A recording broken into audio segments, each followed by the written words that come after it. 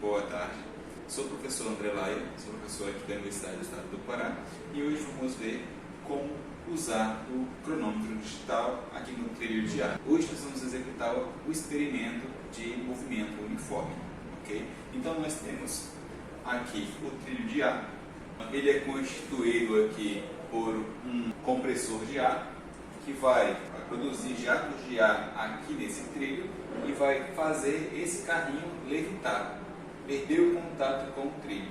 Então, após o impulso, esse carrinho vai se mover livremente, livre de atrito aqui.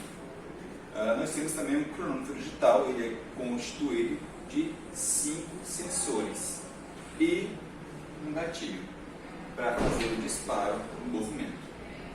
Okay? No cronômetro digital, a gente vai estar utilizando duas teclas, a tecla R e a tecla E.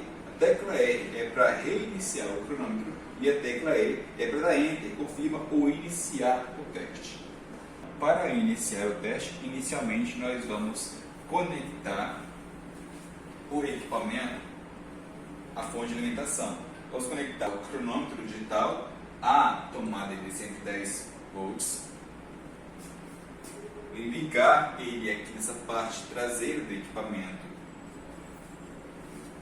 e ligar o compressor à tomada de 220 volts, que é a voltagem correta dele.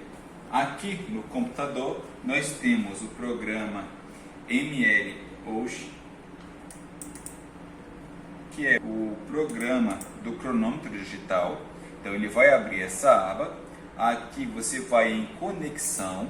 Em conexão, você vai em porta com 4 e vai conectar. Ao fazer isso, você tem que garantir que a entrada USB está conectada ao nosso cronômetro digital. Ele vai fornecer as informações coletadas pelos sensores ao computador.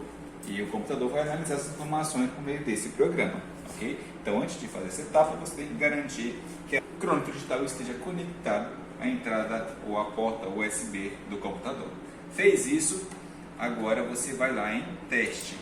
Certo? Em teste, você tem aqui o intervalo, as distâncias que estão em milímetros. Você pode preencher essas distâncias com as posições que você selecionou ali no trilho de ar. Aqui no trilho de ar, a gente colocou as posições de 27 centímetros, 44 centímetros, 61 centímetros, 79 centímetros e 95 centímetros. Okay? Então aqui eu vou estar colocando essas posições em milímetros. Então o primeiro está ali em 27, então são 270 milímetros. O segundo está em 44 centímetros, então é 240 milímetros.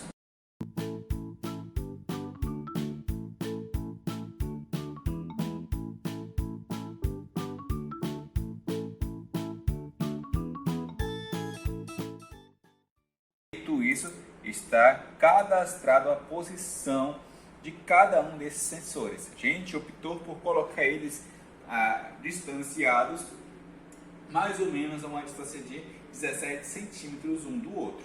Okay? No experimento, isso é livre.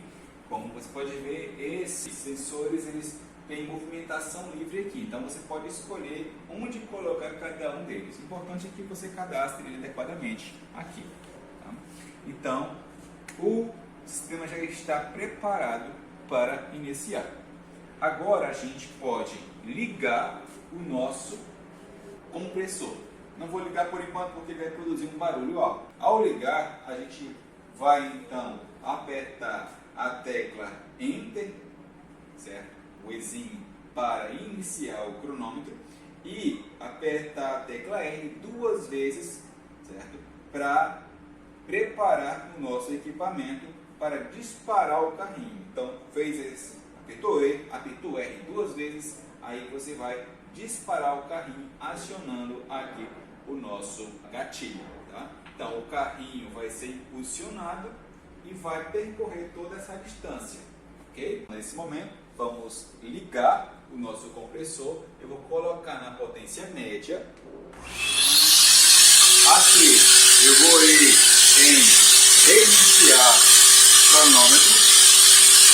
Ele vai fazer esse procedimento. Vem aqui 2 vezes. 1, 2. Ok. Agora vou dar play.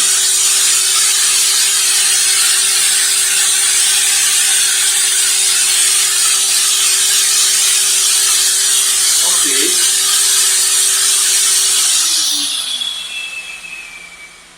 Vimos que durante o percurso o nosso carrinho passou por todos os sensores. É importante que ele intercepte cada um desses feixes de luz.